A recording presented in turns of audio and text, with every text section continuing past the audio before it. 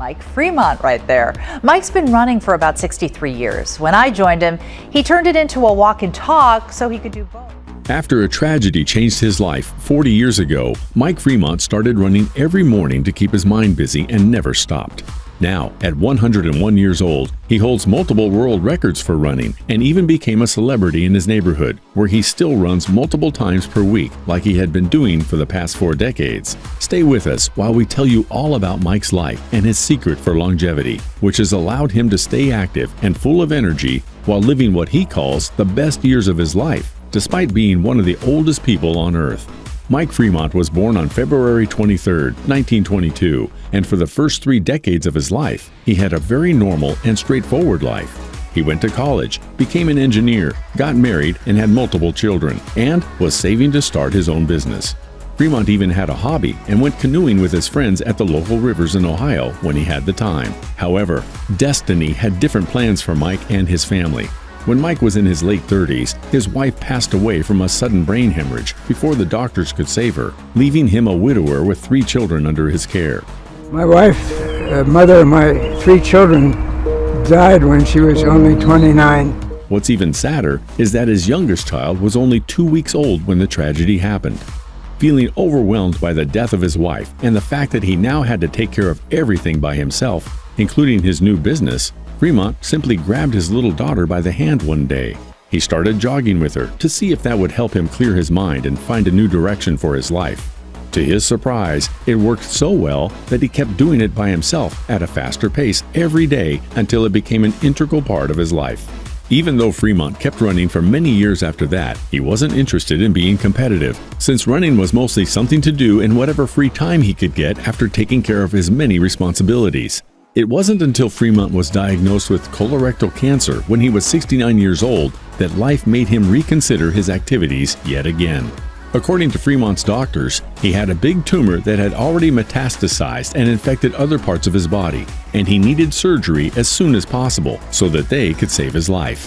However, the surgery was very dangerous and the chances of survival were low. So Mike decided to wait a little while to see if by changing his lifestyle he could improve his chances of survival during the surgery. His doctors disagreed with his approach, since according to them, Mike would only have about 3 months to live if he didn't get surgery right away.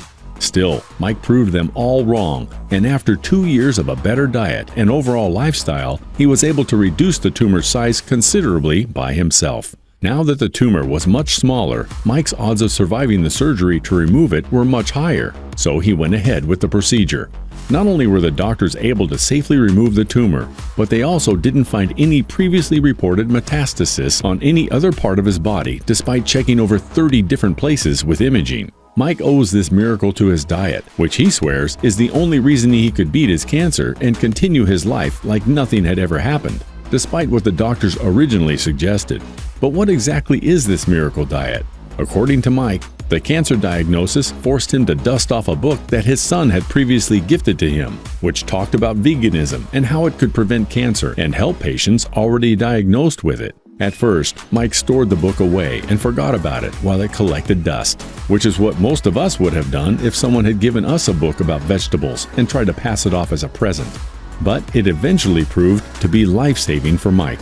After absorbing that book very quickly, Mike jumped into the vegan way of life, cold turkey style, and immediately stopped consuming anything that had any sort of toxin or could be considered non-vegan.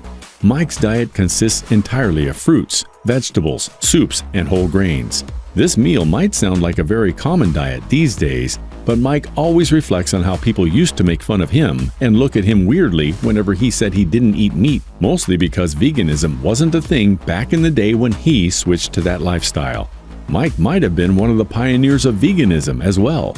And since there wasn't that much information back then, he only had his son's book and his own will to experiment as the only guides for his vegan journey. Sadly, Mike has never provided any specifics related to his daily meals. Still, he promises that he simply follows the regular vegan diets that you can already find in many books and internet articles. Mike saw the miracle of his cancer recovery as a second chance at life. So he began signing up for more competitions right after his surgery, starting with 10K races and eventually moving on to longer marathons. Now that he's 101 years old, he holds 5 titles because of his speed, which include the world record for the fastest marathon time, ages 80 and 90, the fastest half marathon time at age 90 and 91, and the U.S. record for the fastest mile for a 96-year-old man. Mike stopped breaking records after turning 96 because he stopped participating in marathons and other competitions. Instead, he concentrates on physical activity to keep his body as healthy as possible and his mind focused. Mike has also clarified that he has never paid attention to achieving maximum exercise efficiency during his workouts. He has never kept track of his running times either, because he's mostly trying to have fun while keeping his body in shape. All the records and trophies that he has earned are nothing but a nice bonus for him. Besides running 3 days a week, Fremont has been an avid canoe racer for over 60 years and is the oldest to ever participate in the Canoe National Championship. He's been canoeing for so long that he became an activist after watching with his own eyes the continuous deterioration of the rivers in Ohio caused by other people's pollution and negligence. Mike even started an activism group that pushed Ohio's government to protect the state's rivers more efficiently. He also worked with other already existing groups to make more people aware of the river's deterioration. He was so determined to protect the rivers around him. The water pollution from runoff from the highway, including salt, would damage the quality of the water. That he also worked with Ohio State University for about 12 years to develop a report that proved the financial and economic benefits of keeping the Little Miami River clean. Now that he's retired, Mike spends most of his time keeping his body in shape, ensuring his rivers are clean and protected, and educating anyone smart enough to listen to his many accomplishments over his 101 years of life. He also remarried eventually, despite his first wife's tragic death, and has lived long enough to meet his grandchildren and great-grandchildren, whom he loves dearly. Hence, he has even more reasons now to stay in shape so he can keep playing and spending time with the newest generations of his family.